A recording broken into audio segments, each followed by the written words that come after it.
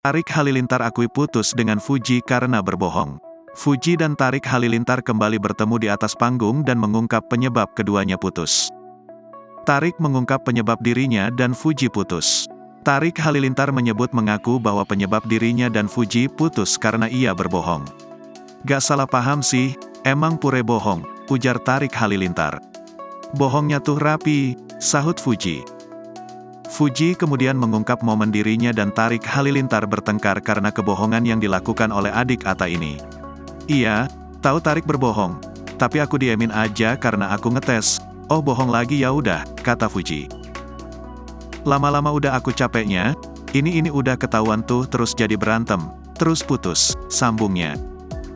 Fuji dan Tarik kemudian memilih mengakhiri hubungan dengan baik-baik setelah putus karena bertengkar. "Pas udah putus baru aku omongin baik-baik aja," kata Fuji. Netizen pun memberikan komentar atas unggahan ini.